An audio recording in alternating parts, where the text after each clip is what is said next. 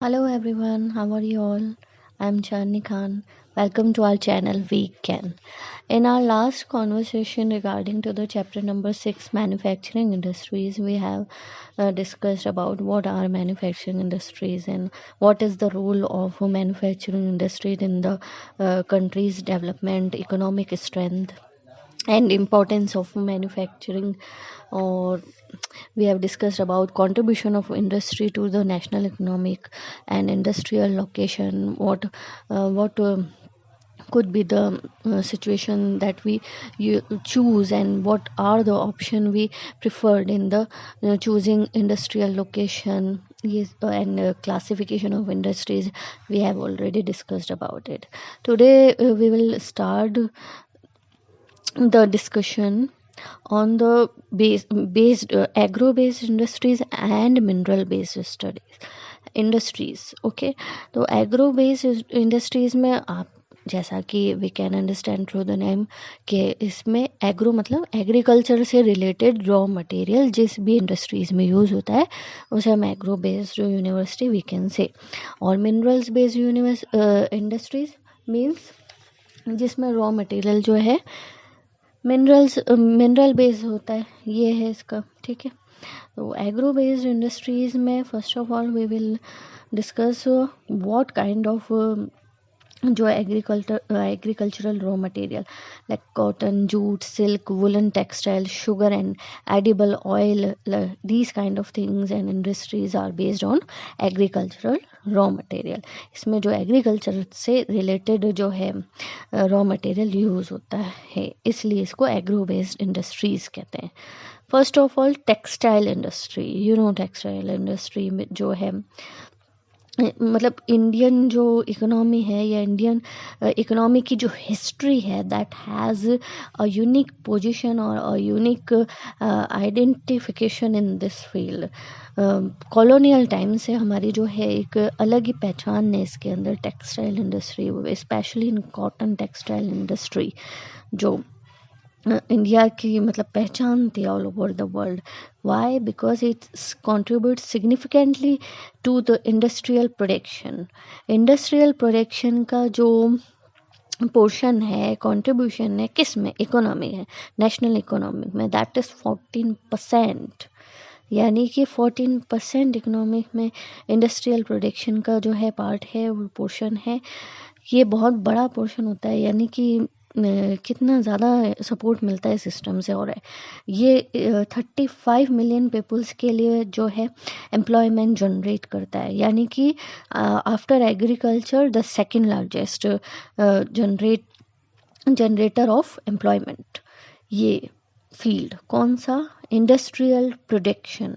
इस चीज़ को समझना होगा ना, टेक्सटाइल इंडस्ट्री भी है और ओवरऑल इंडस्ट्रियल प्रोडक्शन की बात हो रही है, उसमें स्पेशली टेक्सटाइल की बात हो रही है। ठीक है ना?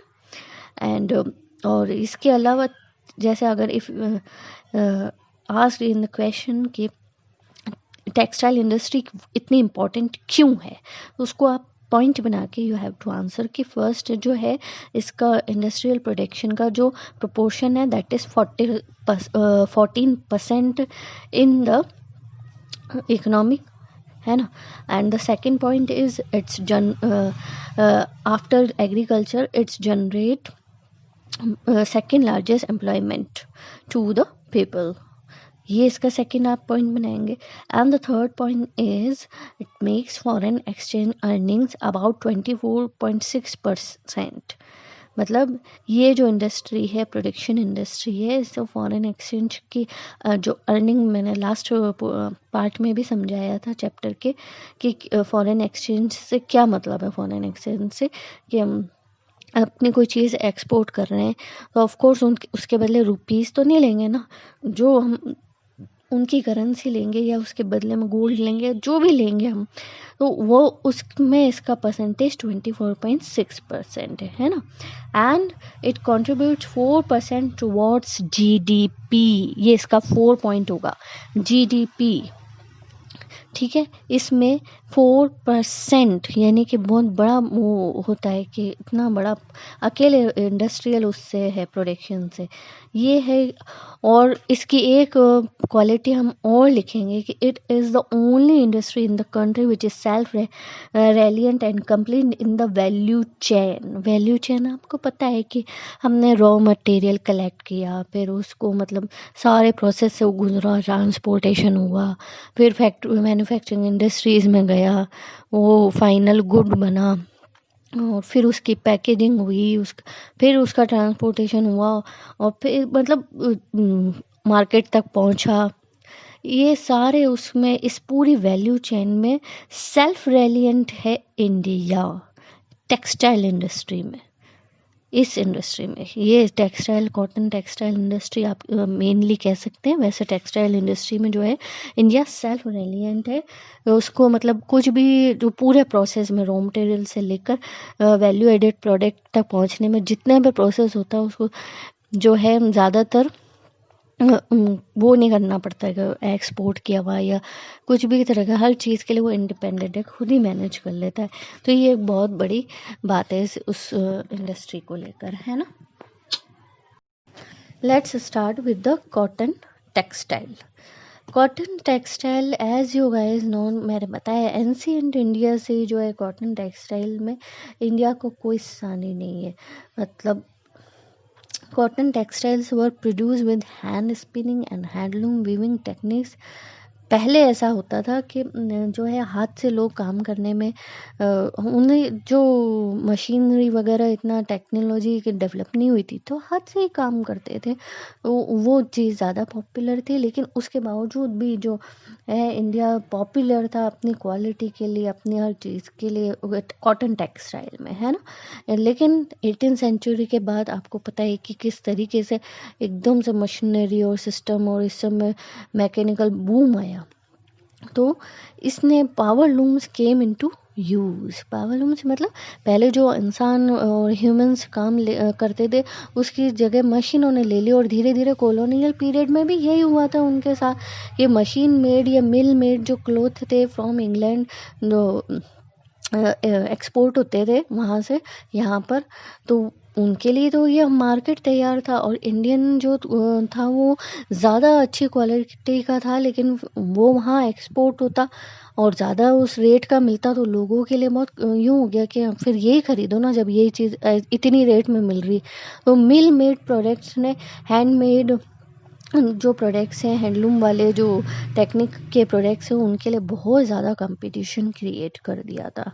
और इसमें एक इम्पॉर्टेंट क्वेश्चन है, मतलब the first successful textile mill was established in Mumbai in 1854। इस क्वेश्चन डायरेक्ट हो सकता है कि where was the first textile mill was established and when the first textile was established and where. तो ये एक इम्पॉर्टेंट पॉइंट है कि फर्स्ट जो थी टेक्सटाइल मिल मुंबई में एस्टेब्लिश हुई थी इन 1854, जो फर्स्ट थी, ठीक है ना। और यही इसके 3 रीज़न में बनेंगे कि जो हमारी टेक्सटाइल मिल्स थी जो मुंबई में क्यों एस्टेब्लिश हुई, या उनका जो डेवलपमेंट का वो था एरिया वो मुंबई के उसमें था, तो उसको बूस्ट कैसे मिला एकदम से 1854 में। हमने क्यों सोचा 1854 में ही क्यों सोचा कि फ़र्स्ट मिल जो है हमें एस्टेब्लिश करनी चाहिए, क्यों? क्योंकि वो जो वर्ल्ड वॉर्स हुई थी यूरोप में, ऑफ कोर्स उसमें इंडिया भी उसका पार्टिसिपेंट था ब्रिटिश उसकी तरफ, क्योंकि India was a British colony. तो वहाँ पर क्या था, इस क्लोथ से रिलेटेड, कॉटन क्लोथ से रिलेटेड प्रोडक्ट्स की बहुत ज़्यादा डिमांड थी यूके के सारे एरिया में। तो उस वजह से यहाँ की cotton industry, cotton textile industry को डेवलप होने में बहुत ज़्यादा आप कह सकते हैं डिमांड होती है, तो फिर उसके डेवलपमेंट में सपोर्ट मिलता ही है, ठीक है ना। As on 30 November 2011, there were 1946 cotton and human-made fiber textile mills in the country। ये इसका फैक्चुअल वो है कि किस तरीके से इतनी ज़्यादा 1946 जो है cotton and human made fibre textile mills थी अपने इंडिया कंट्री में 2011 तक, है ना। लेकिन इसमें से 80% जो है वो किसके हैंड ओवर है, प्राइवेट सेक्टर के पास है। और सिर्फ 20% है जो पब्लिक या कोऑपरेटिव सेक्टर रन करता है, ठीक है। 80% प्राइवेट है, तो लेकिन कुछ ना कुछ इंडियन गवर्नमेंट की तो सबके लिए पॉलिसी सेम है, इनके ऊपर कम है उनका वो, इसलिए इतने ज़्यादा कहें कि कंपटीशन जो इतना ज़्यादा इसलिए हो रहा है। Apart from these, there are several thousand small factories with 4 to 10 looms.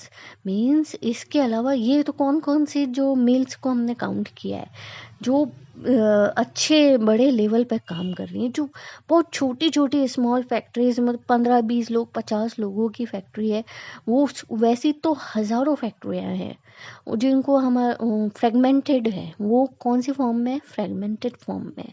अगर वो एक साथ हो जाए तो हमारी इंडस्ट्री का वैसे ही बहुत अच्छी है, इस मामले में इंडिया का बहुत अच्छा वो है ओवरऑल परफॉर्मेंस, और जो है इम्प्रूवमेंट हो जाएगा इसकी परफॉर्मेंस में, अगर इसके जो फ्रेगमेंटेशन को कम किया जाए और हटा दिया जाए। तो जो स्मॉल फैक्ट्रीज़ हैं वो तो और भी बहुत ज़्यादा जो है ऑल ओवर इंडिया फैली हुई, उनकी को तो कोई काउंटिंग ही नहीं, ठीक है ना। तो in the early years the cotton textile industry was concentrated in the cotton growing belt. जो पुराने टाइम में जब ट्रांसपोर्टेशन का इतना ज़्यादा फैसिलिटी वगैरह नहीं थी, तो क्या करते थे, ये जो महाराष्ट्र है, गुजरात है, ये एरिया इतना ज़्यादा डेवलप क्यों हुए?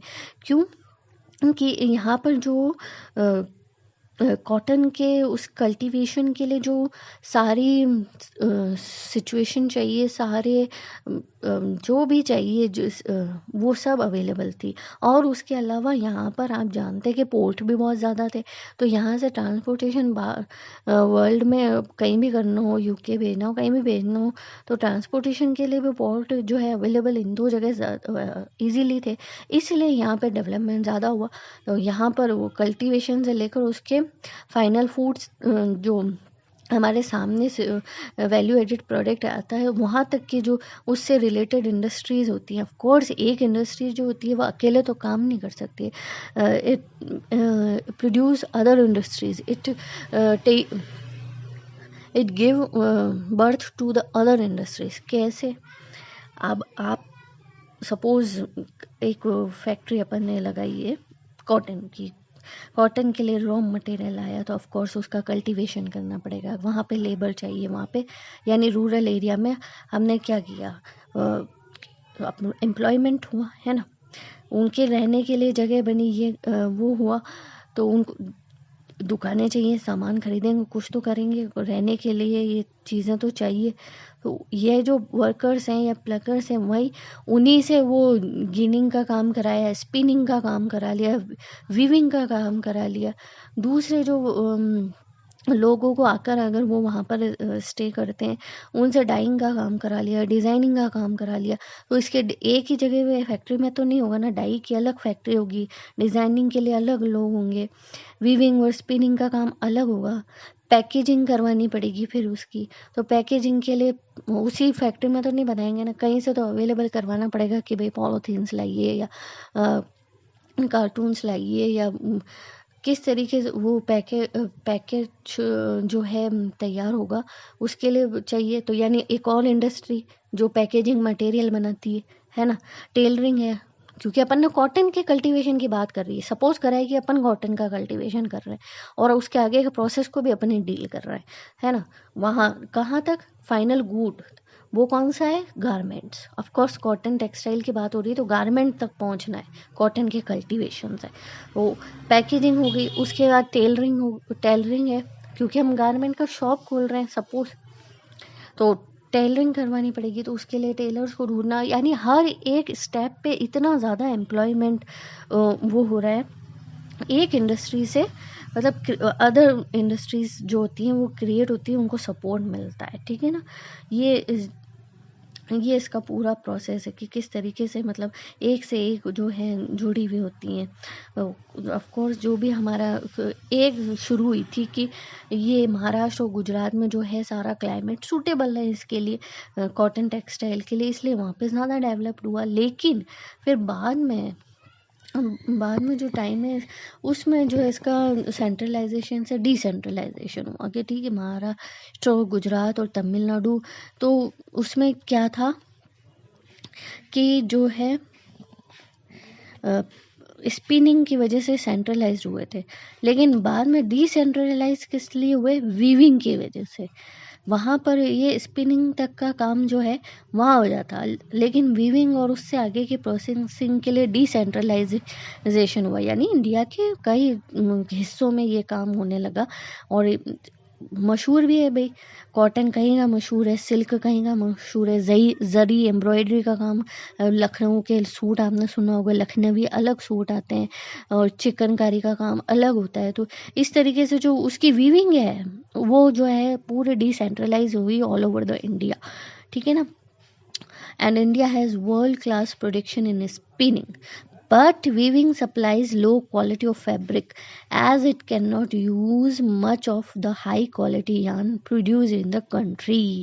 ये एक बहुत बड़ी प्रॉब्लम है कि इंडिया जो है स्पिनिंग में तो फर्स्ट है, स्पिनिंग करने में यहाँ पर इंडिया का जो है फर्स्ट नंबर है, लेकिन वीविंग में नहीं है। क्यों? क्योंकि वीविंग करने में, कपड़ों को बुनने में, बनाने में इंडस्ट्री जो है हाई क्वालिटी का फैब्रिक जो बनाने में ये यान जो है अच्छी क्वालिटी का यूज़ नहीं कर रहे हैं। यान मतलब आपको पता है, धागा, जो कॉटन से धागा बनाया है अपन ने स्पिनिंग करके यान धागा बनाया है, वो अच्छी क्वालिटी का यूज़ नहीं कर रहे हैं। जबकि इंडिया के यान तो दुनिया में मशहूर है, इंडिया का कॉटन का जो यान धागा है वो पूरे वर्ल्ड वाइड मशहूर है।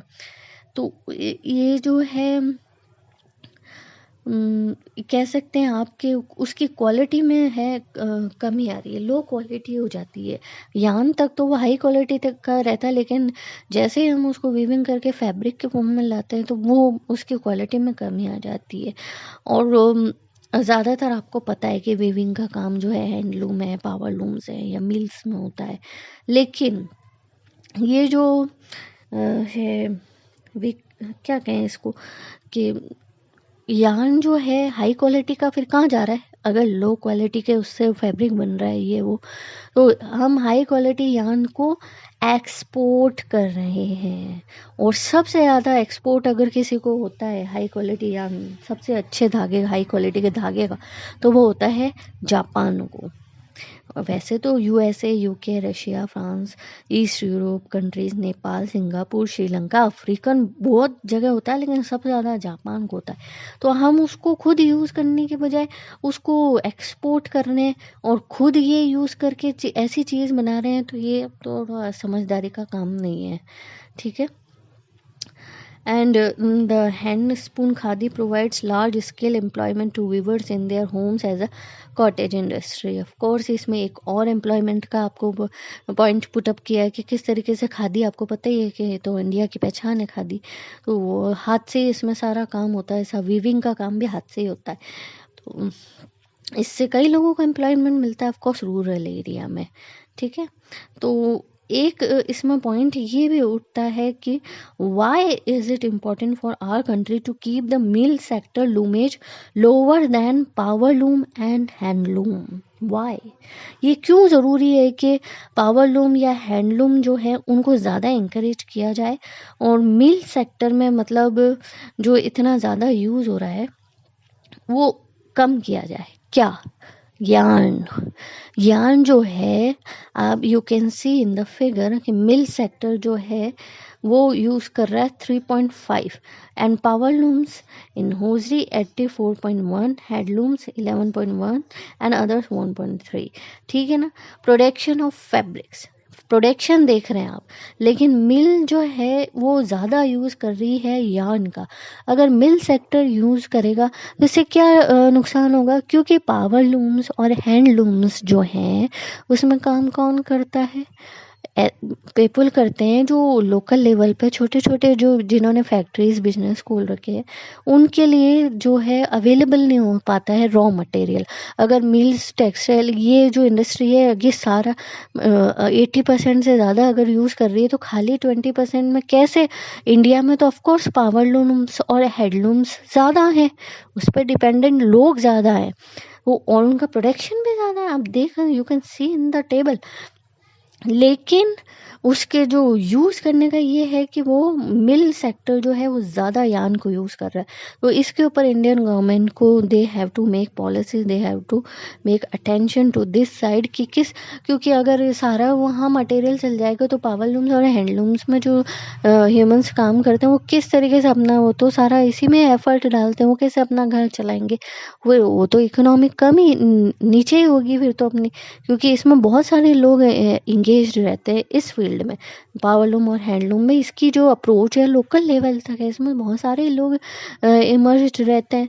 तो और खाली मिल सेक्टर ही इतना सारा यूज़ कर लेगा, तो ये एक थोड़ा सा प्रॉब्लम है इस तरफ। मतलब इंडियन गवर्नमेंट को they have to make some policies regarding this.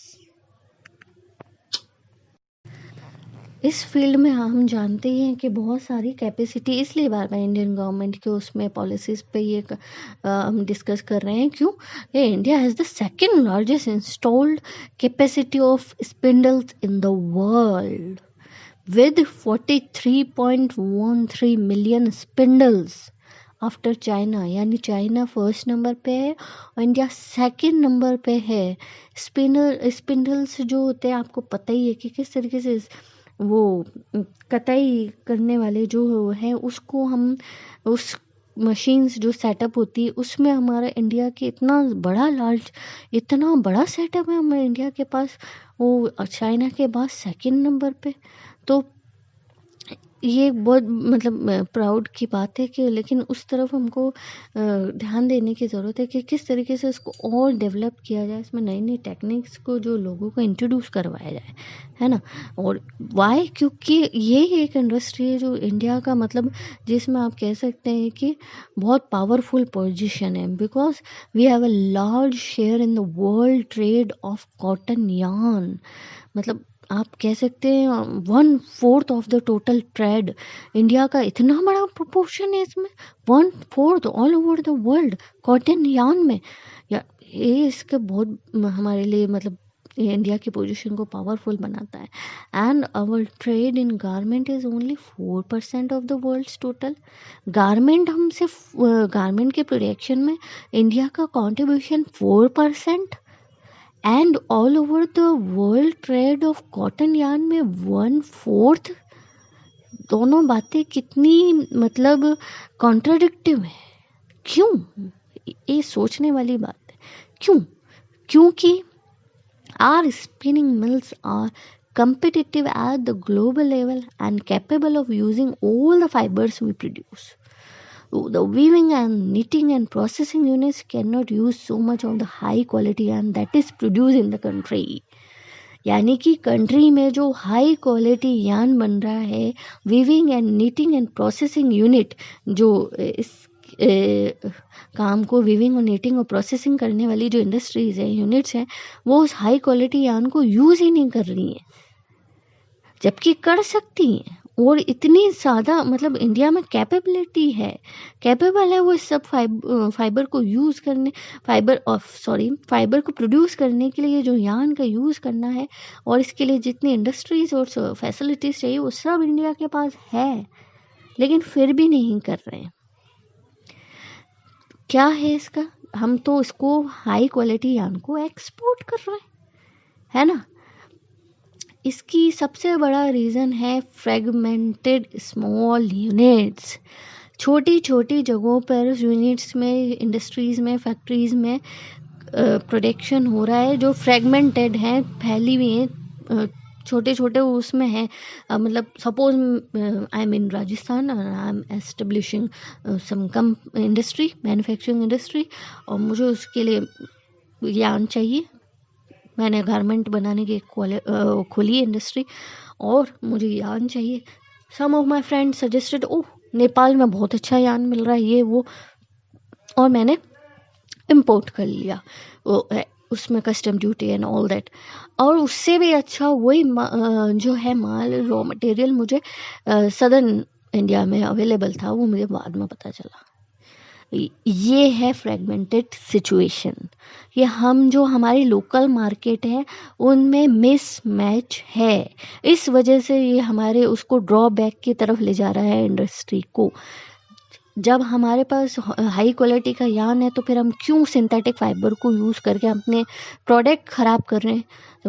जो रॉ मटेरियल तो अच्छा प्रोड्यूस हो रहा है और गुड्स जो बन रहा है फाइनल वैल्यू एडेड वो ख़राब बन रहे। ये दोनों कितनी कॉन्ट्राडिक्टिव बात है। उसमें हमारा जो है कंट्रीब्यूशन इतना ज़्यादा है और गारमेंट्स के उसमें हमारा इतना कम है। कैसे?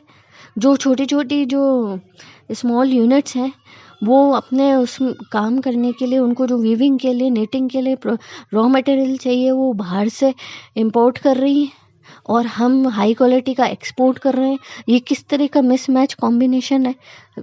अगर हम नेशनली ही आपस में इस तरीके का करेंगे तो हमको इतना थोड़ी ना चार्ज लगेगा।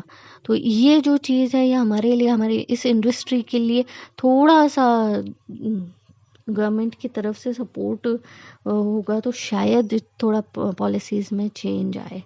ओके, अब आई ना बात समझ में बेटा कि पीछे आ रहे हैं तो क्यों आ रहे हैं। और हमारा पोर्शन जो है प्रोडक्शन में तो इतना ज़्यादा है कॉटन यार्न के, लेकिन गारमेंट्स है उसमें आकर हम फिर इतने कमज़ोर क्यों हो रहे हैं। क्योंकि हम उसकी क्वालिटी लो क्वालिटी की वजह से, लो क्वालिटी क्यों हो रही है? क्योंकि हम हाई क्वालिटी वाला यार्न यूज़ नहीं कर रहे। तो फिर हम यूज़ नहीं कर रहे हैं तो क्या कर रहे हैं? तो हम हाई क्वालिटी यार्न को एक्सपोर्ट कर रहे हैं और जो स्मॉल यूनिट्स हैं जो फ्रेगमेंटेड फॉर्म में है वो अपने प्रोडक्शन के लिए इंपोर्ट कर रहे हैं बाहर से। तो ये चीज़ में थोड़ा सा जो है मैनेजमेंट होएगा तो it will of course boost up the Indian cotton textile industry to the another level.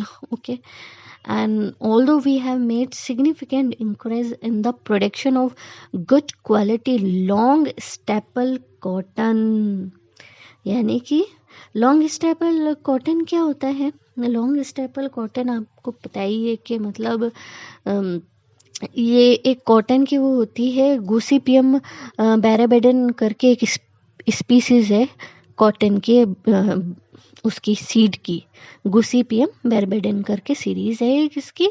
उसमें जो होता है उसके एक धागे की वो लंबाई हम देखते हैं कि वो इस स्पीसीज के जो कॉटन की सीड्स होते हैं उससे जो कॉटन कल्टीवेट होती है उसके जो आप कह सकते हैं कि यार्न या उसका वो जो धागा होता है वो बहुत अच्छी क्वालिटी का, मजबूत और लंबा होता है।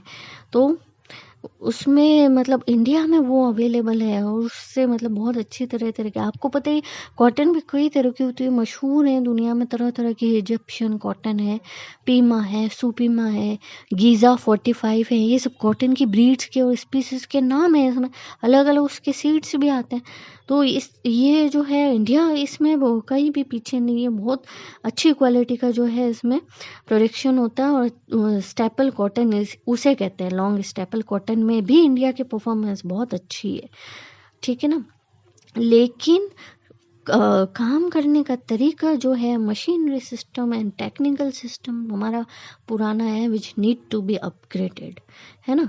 उसमें कोई भी प्रोसेस है, वीविंग का प्रोसेस है या उसकी जो प्रोसेसिंग सेक्टर में उसकी जो प्रोसेसिंग हो रही है उसमें हमें टेक्निकली और मशीनरी सिस्टम या टेक्नोलॉजिकली मॉडर्नाइज होने की ज़रूरत है, ठीक है ना। और तो ये है कि इसमें सबसे बड़ा कंपटीशन जो है वो सिंथेटिक फाइबर इंडस्ट्री की तरफ से ही आ रहा है इस इंडस्ट्री को। कई लोग ऐसा सोच रहे हैं कि ये चीज़, सेम चीज़ मटेरियल कम रेट में अवेलेबल हो रहा है तो फिर हम इतना रुपए दे के ये क्यों खरीदें। तो इस तरीके से सिंथेटिक फाइबर इंडस्ट्री जो है इसके लिए बहुत बड़ा कंपटीशन बनी हुई है। तो हमने कॉटन टेक्सटाइल को काफ़ी डिटेल में डिस्कस कर लिया है ना।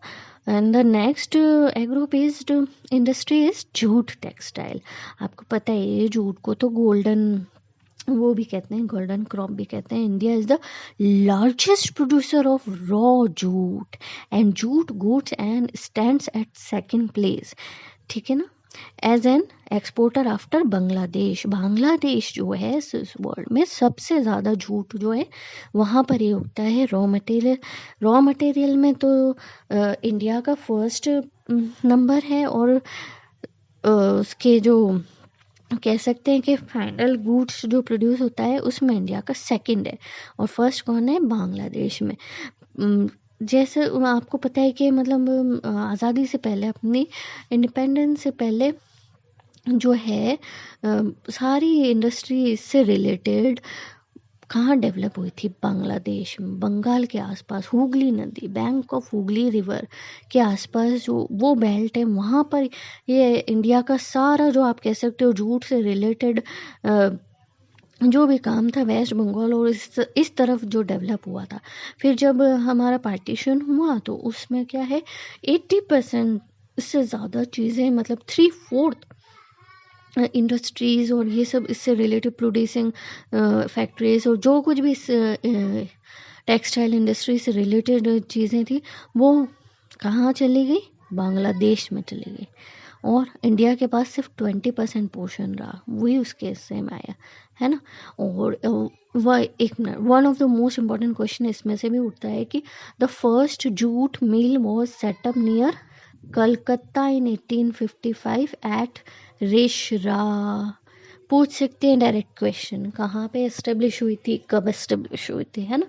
तो ये आपको ये याद रखना है। इसमें आपको पता ही है कि क्यों किसी भी जगह पर अगर कोई भी इंडस्ट्री डेवलप हो रही है तो of course there are some reasons. तो इसमें यही था कि जूट की जो क्रॉप होती है उसको यूज़ करने के लिए, रॉ मटेरियल जो होता है उसको यूज़ करने में सबसे ज़्यादा ये है कि उसको धोने के लिए बहुत पानी की बहुत ज़्यादा ज़रूरत होती है। वो इसलिए बंगाल साइड में, वेस्ट बंगाल साइड में इसलिए ये डेवलप हुआ था कि वहाँ पर क्या है कि पानी का बहुत ज़्यादा सप्लाई है, और रेलवे, रोडवेज और वाटरवेज के थ्रू गुड नेटवर्क है, गुड नेटवर्क ऑफ ट्रांसपोर्टेशन है ना। रॉ मटेरियल के को इधर से उधर भेजने के लिए बहुत अच्छा वो फैसिलिटीज़ है, और वहाँ पे चीप जो है लेबर मिल जाती है, वहाँ पे भी लोकल भी मिल जाती है, और आसपास जो उसके एरिया है एडजॉइनिंग स्टेट्स हैं लाइक बिहार, उड़ीसा, उत्तर प्रदेश, कोलकाता, यहाँ से जो है चीप लेबर अवेलेबल हो जाती है।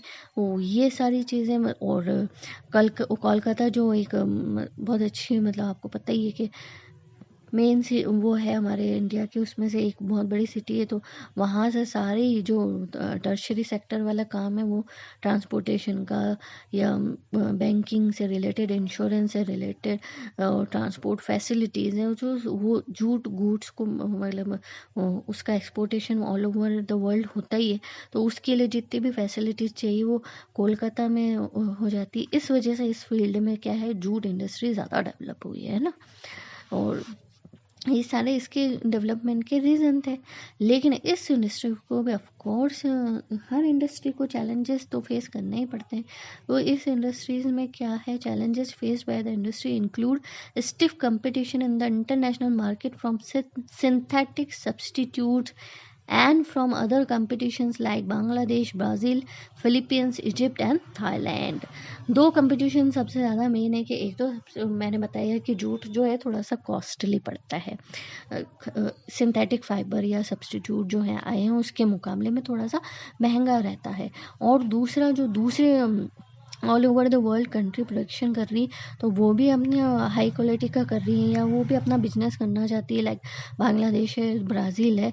ब्राज़ील भी बहुत इसका कह सकते हो आप प्रोडक्शन में इसका बहुत नाम है जूट के उसमें। तो इन सब नेशन की तरफ से भी कंपटीशन मिलता है। वो कस्टमर के पास तो यही है कि जितनी ज़्यादा चॉइसेस होंगी तो वो तो किसी भी चीज़ को चूज़ कर सकता है। हमें ही अपने, अगर हमें अपना माल एक्सपोर्ट करना है या सेल करना है तो उस अपने ही मटेरियल में, अपने ही गुड्स में क्वालिटी को मतलब इम्प्रूव करना होगा, ताकि जो है हम कस्टमर की चॉइस जो है वो हमारा प्रोडक्ट बने, है ना। और the internal demand has been on the increase due to the government policy of mandatory use of jute packing. आपको पता है कि प्लास्टिक के यूज़ पर बैन कर दिया गया है, there is a ban on the plastic use. तो क्या पैकेजिंग काहे में करनी है, जूट पैकेजिंग हुई, इसलिए इसकी जो है डिमांड बढ़ी है।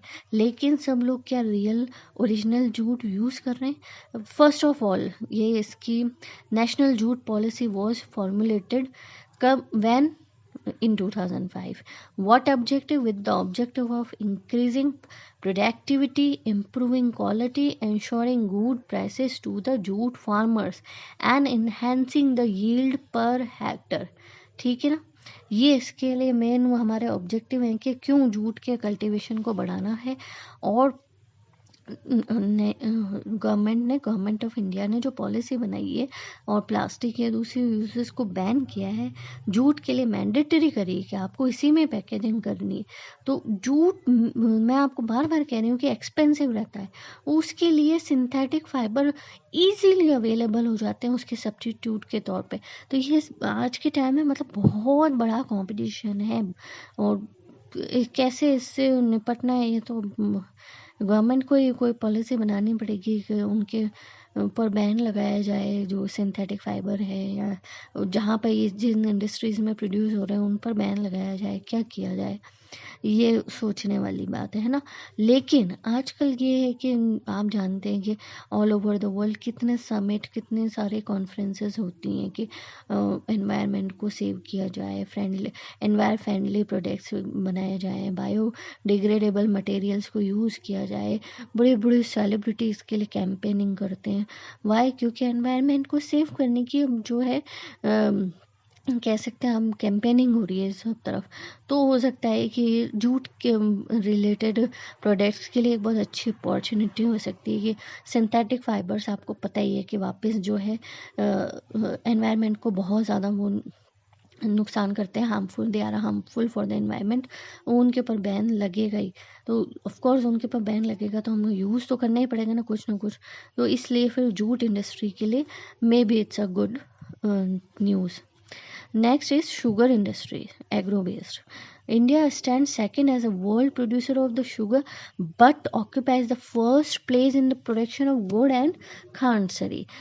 शुगर के जो प्रोडक्शन में है हालांकि इंडिया का जो है सेकंड पोजीशन है, बट गुड़ और खांडसरी के जो प्रोडक्शन में इंडिया का फर्स्ट पोजीशन है ना।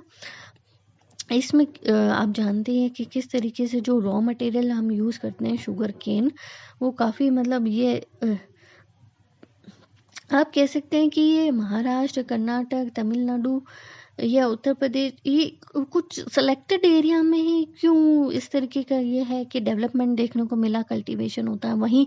और कल्टीवेशन तो होता ही है, उसके अलावा उसकी प्रोसेसिंग जो बाद में उससे शुगर बनाना या गुड़ बनाना या जो कुछ भी उससे प्रोडक्शन हम करते हैं, तो वो इंडस्ट्रीज़ भी उसी एरिया में क्यों डेवलप्ड हो रही है। इसका एक रीज़न साफ ये है कि इसका जो कंटेंट होता है, सुक्रोज कहते हैं जिसको, वो जो है एज अ टाइम पासेज ये सूखता जाता है, कम होता जाता है, और जो शुगर केन है वो ड्राई होते जाते हैं। तो फिर अगर वो ड्राई हो जाएंगे तो फिर उससे का फ़ायदा है क्या, उससे फिर कैसे अपन मतलब सुक्रोज निकलेगा और फिर उससे शुगर बनेगी और गुड़ बनेगा, उसका तो फिर प्रोडक्शन कम हो जाएगा ना। तो इसमें सारा जो क्लाइमेटिकली सिचुएशन है वो भी इसमें फेवरेबल है। महाराष्ट्र है, गुजरात है, ये जो स्टेट्स के नाम बता रही हूँ मैं, ये क्लाइमेटिकली सिचुएशन में फेवरेबल है। उसके अलावा दिस क्रॉप इज सीजनल, आप जानते हैं इसका नेचर जो है सीजनल है, सीजन में होती है, ऑल ओवर वो ईयर या ऐसे नहीं कर सकते आप, है ना। तो ये एक पहली बात तो ये है कि कोऑपरेटिव सेक्टर के लिए ज़्यादा सूटेबल रहती है because of its nature of seasonal thing, ठीक है ना। लेकिन उसके अलावा ये है कि इस एरिया में इसलिए फैले कि वहाँ से इन जो एरिया में कल्टीवेट भी हो जाती है, फिर इसको हार्वेस्टिंग करके ज़्यादा ट्रांसपोर्ट करेंगे, ज़्यादा दिन इसको रखेंगे तो उसका सुक्रोज कम हो जाएगा। तो वहीं आसपास जो है इसकी प्रोसेसिंग के लिए इंडस्ट्रीज़ डेवलप कर दी गई हैं ताकि ज़्यादा लॉन्ग डिस्टेंस का जो है ट्रांसपोर्टेशन नहीं करना पड़े, है ना। ये रीज़न है इन एरिया में इसके उसका इस्टेब्लिशमेंट का।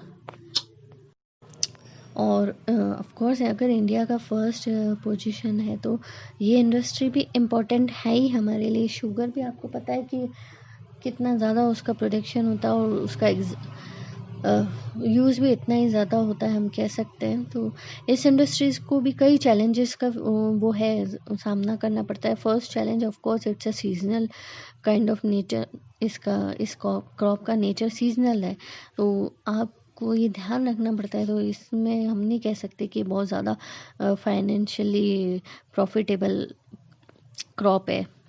और सेकंड इसके हम कह सकते हैं चैलेंज कह सकते हैं, या इसकी एक वो कह सकते हैं कि डिसएडवांटेज है इसका, कि इसमें old and inefficient method of production use होते हैं।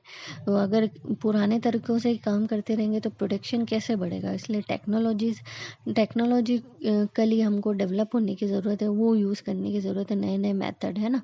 And transport delay in reaching cane into factories and the need to maximize the use of bagasse. आपको पता है बगेज क्या होता है, the dry dusty pulp that remains after juice is extracted from sugar cane. Sugar cane को हम जब juice निकाल देते हैं उसके बाद जो उसका डस्टी पल्प बचता है दैट इज़ बगेज। कैसे हम उसको मतलब फेंक देते हैं, उसका भी क्या यूज़ हो सकता है, ये हमें सोचने की ज़रूरत है। और ट्रांसपोर्टेशन के इसके डिले टाइमिंग को कम करने की ज़रूरत है, क्योंकि इसका सुक्रोज जो होता है वो ड्राई हो जाता है एज द टाइम पासेज, है ना। तो ये इसके क्या है क्रॉप वाइज सारी डिटेल है, ठीक है। Hope you understand this part of the chapter and agro based industries. Goodbye, have a nice day ahead.